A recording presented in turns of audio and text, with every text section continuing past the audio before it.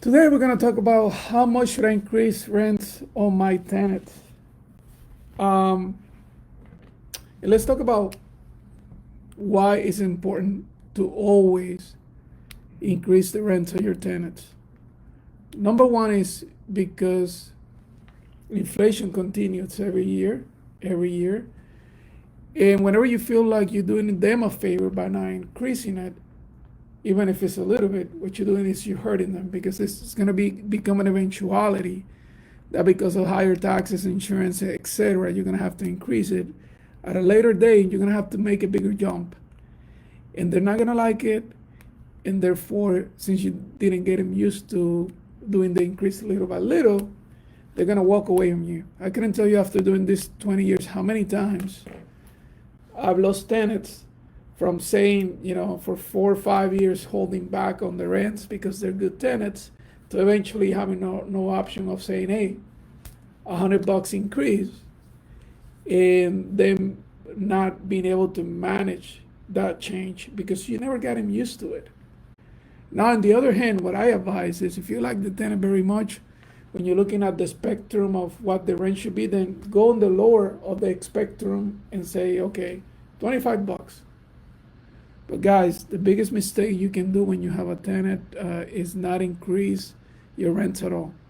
It's gonna hurt them long term. I hope that makes sense.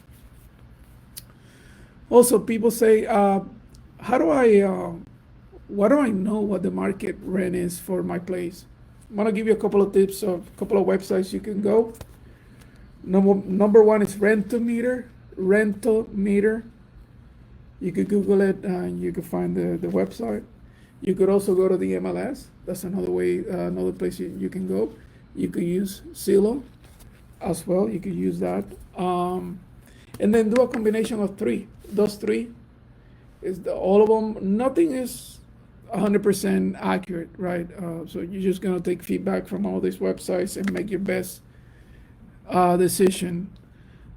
Typically, what I do is I'll take all of that, then add to my decision: is it an A, B, C area, minus plus?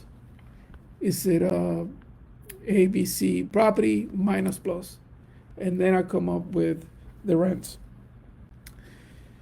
But Jorge, the tenant has been good or the tenant has been bad, or if I remove the tenant, there's going to be a ton of repairs.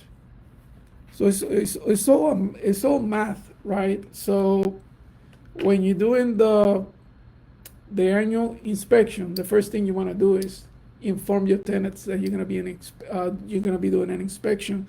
So you give them a fair amount of time, a fair chance for them to fix whatever they need to fix. So you're going to give that to them ahead of time, and you're going to say, listen, we're going to be inspecting this thing. Try to make it look as the best you can.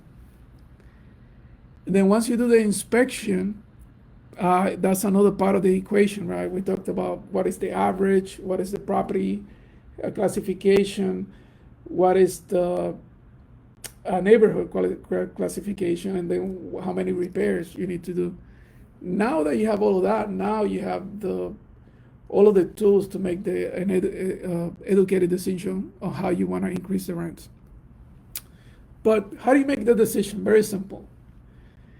If you're looking at the tenant and you're looking at the report and you give the tenant enough time to fix the property, and you notice that you still have $10,000 in rehab, you have to really make a decision whether, let me keep the tenant, at least in the meantime, so I don't have to invest the 10K, or if I remove the tenant and place another tenant and increase my rents, how quick am I gonna recuperate that money?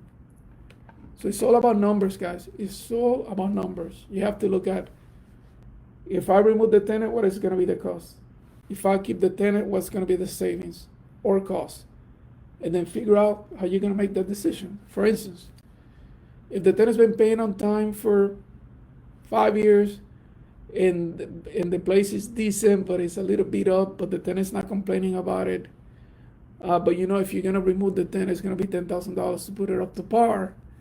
Then you really have to think twice about, whether you wanna remove this tenant to only get an increase of rents of $50. per se. $50 just to say, if that's what you had in mind. But now, if all of a sudden the area has gone up in price by $300 a month or $400 a month, you know that you're going to recuperate that money very quick, maybe in 2 years, and your property is going to be more valuable. But it's all about, it's all about the numbers. What makes sense? How much am I going to invest? Sometimes you might just want to keep the rent the same, because even though you're not going to get that extra $50 that you were going to get, you're not going to spend money on repairs. So I hope these tips in regards to renting, how to increase the rents help. And for additional questions and additional answers to those questions, don't forget to reach out to me at greystoneig.com. Thank you.